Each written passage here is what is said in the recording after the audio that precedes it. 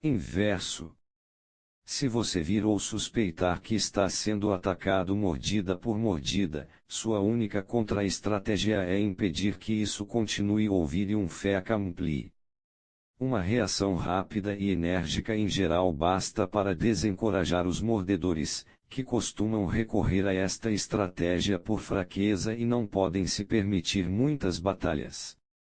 Se eles são mais firmes e mais ambiciosos, como Frederico, o Grande, essa resposta convincente torna-se ainda mais crucial. Deixar que prossigam com suas mordidas, por menores que sejam, é perigoso demais, corte-os pela raiz. 30. Penetre em suas mentes. Estratégias de comunicação. A comunicação é um tipo de guerra, seu campo de batalha, as mentes resistentes e defensivas das pessoas a quem você quer influenciar. O objetivo é avançar, penetrar em suas defesas e ocupar suas mentes. Qualquer outra coisa é comunicação ineficaz e discurso autoindulgente. Aprenda a infiltrar suas ideias por trás das linhas inimigas, enviando mensagens por meio de pequenos detalhes, seduzindo as pessoas para que cheguem às conclusões que você deseja e pensem que fizeram isso sozinhas. Algumas você pode enganar disfarçando suas ideias extraordinárias em formas ordinárias, outras, mais resistentes e insensíveis, precisam ser despertadas com uma linguagem exagerada cheia de novidades. A qualquer custo, evite a linguagem estática, moralizante e excessivamente pessoal. Faça de suas palavras uma centelha para a ação, não para a contemplação passiva. Comunicação visceral. Trabalhar com o diretor de cinema Alfred Hitchcock pela primeira vez costumava ser uma experiência desconcertante. Ele não gostava de falar muito no set de seus filmes, apenas a observação ocasional sarcástica e espirituosa. Era intencionalmente dissimulado. Ou apenas calado. E como alguém podia dirigir um filme, que implica dar ordens a tanta gente, sem falar muito e dar instruções explícitas? Esta peculiaridade de Hitchcock causava muitos problemas para seus atores. Muitos deles estavam acostumados com os diretores mimandus, discutindo em detalhes os personagens que iam representar e como entrar no papel. Hitchcock não fazia nada disso. Nos ensaios falava muito pouco, no set, também, os atores olhavam para ele em busca de aprovação e ele estava cochilando ou com cara de entediado. Segundo a atriz Thelma Ritter, se Hitchcock gostasse do que você estava fazendo, não falava nada. Se não gostasse, fazia cara de quem ia vomitar e, no entanto, de alguma forma, do próprio jeito indireto, ele conseguia que os atores fizessem exatamente o que ele queria. No primeiro dia de filmagem de Os 39 Degraus, em 1935, os dois atores principais de Hitchcock, Madeleine Carroll e Robert Dunant, chegaram ao set um pouco tensos. Naquele dia eles iam atuar em uma das cenas mais complexas do filme, representando pessoas relativamente estranhas que, entretanto, tinham sido algemadas uma a outra em um período anterior da trama e, ainda algemadas, eram obrigadas a atravessar correndo uma região rural escocesa, na verdade um palco sonoro, para fugir dos vilões do filme. Hitchcock não havia dado nenhum indício real de como queria que eles representassem a cena. Carroll em particular estava incomodada com o comportamento do diretor. Esta atriz inglesa, uma das atrizes de cinema mais elegantes da época, tinha passado uma boa parte de sua carreira em Hollywood, onde os diretores a tratavam como um membro da família real. Hitchcock, por outro lado, era distante, difícil de entender. Ela havia decidido representar a cena com um ar de dignidade e reserva, como achava que uma dama reagiria à situação de estar algemada a um homem estranho. Para vencer o nervosismo, ela conversava animada com Dunant, tentando colocar tanto um quanto o outro em um clima de colaboração. Quando Hitchcock chegou ao set, explicou a cena para os dois atores, prendeu um par de algemas neles e começou conduzindo-os pelo set, por uma ponte fictícia e outras peças do cenário.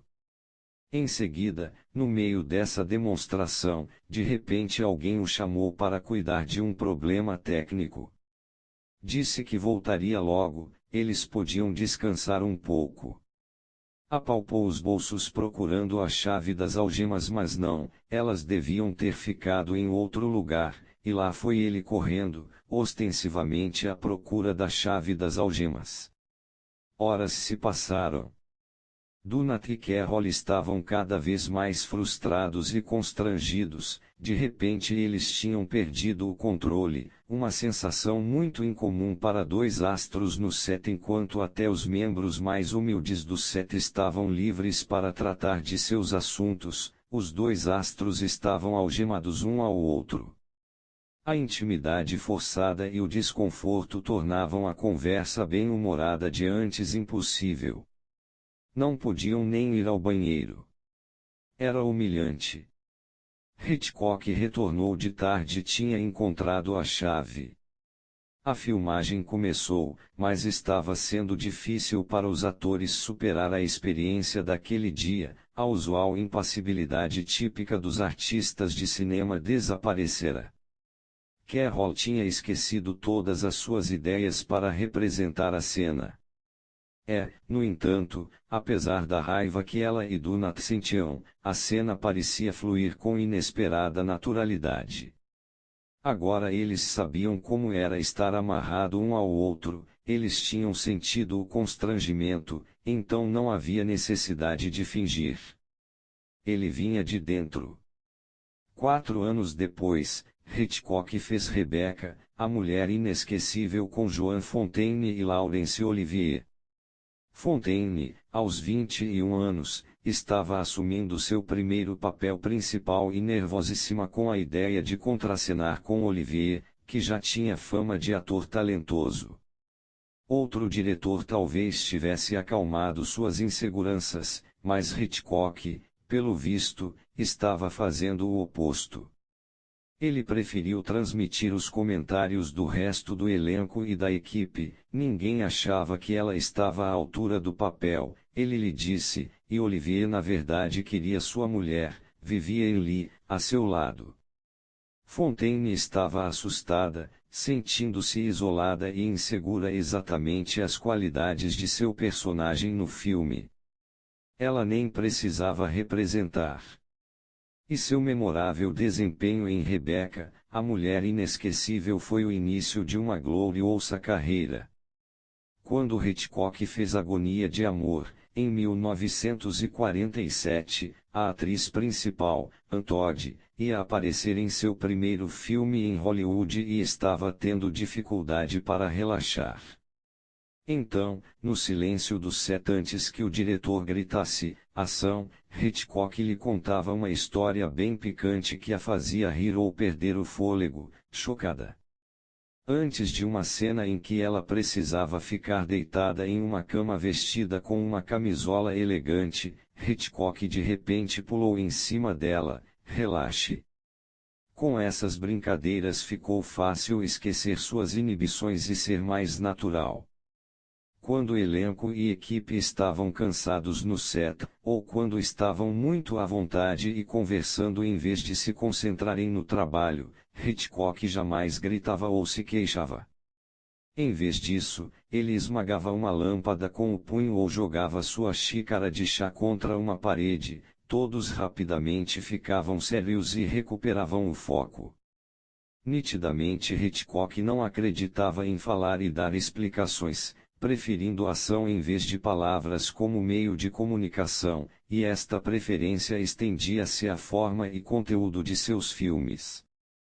Isso dava muito trabalho principalmente para seus roteiristas, afinal de contas, colocar o filme em palavras era a função deles. Nas reuniões sobre o enredo, Hitchcock discutia as ideias nas quais estava interessado, temas como a ambiguidade das pessoas, a capacidade delas tanto para o bem como para o mal, o fato de que ninguém neste mundo é verdadeiramente inocente. Os escritores produziam páginas de diálogos expressando estas ideias com elegância e sutileza, para descobrir depois que tinham sido cortados. Na edição em favor de ação e imagens. Em Um Corpo que Cai, 1958, e Psicose, 1960, por exemplo, Hitchcock inseriu espelhos em muitas cenas, em Quando Fala o Coração, 1945, foram filmagens de marcas de esqui na neve e outros tipos de linhas paralelas. O Assassinato de Pacto Sinistro, 1951, foi revelado por seu reflexo em um par de óculos. Para Hitchcock, evidentemente, imagens como estas revelavam suas ideias sobre a ambiguidade da alma humana melhor do que palavras, mas no papel isto parecia um tanto improvisado. No set, os produtores dos filmes de Hitchcock muitas vezes ficavam observando sem entender enquanto o diretor movimentava a câmera, não os atores, para enquadrar a cena. Parecia não fazer sentido, como se ele gostasse do aspecto técnico da filmagem mais do que dos diálogos e da presença humana.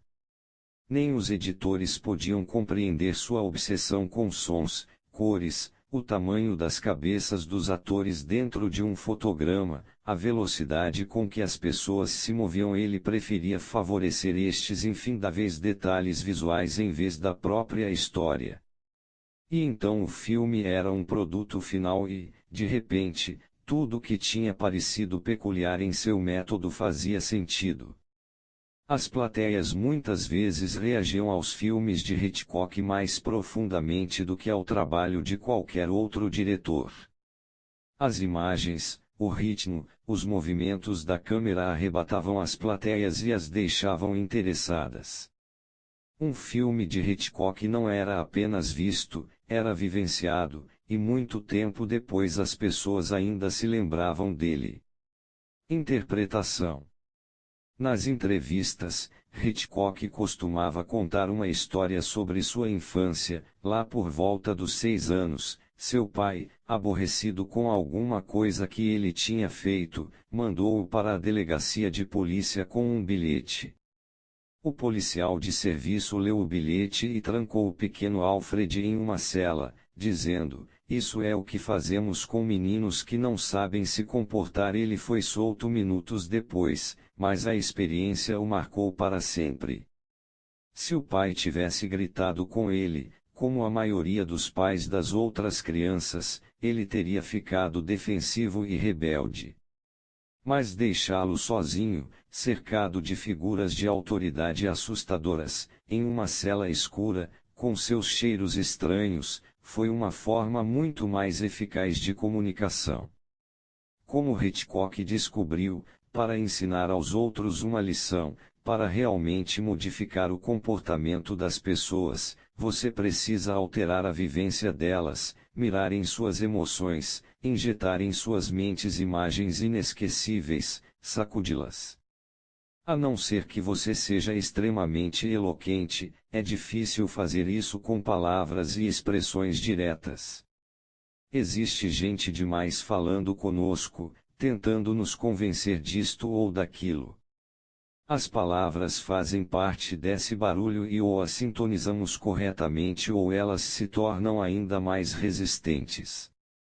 Para se comunicar de um modo profundo e real, você precisa levar as pessoas de volta à infância, quando eram menos defensivas e mais impressionadas por sons, imagens, ações, um mundo de comunicação pré-verbal. Isto requer falar em uma linguagem composta de ações, todas estrategicamente destinadas a afetar os rumores e emoções das pessoas, o que elas menos podem controlar.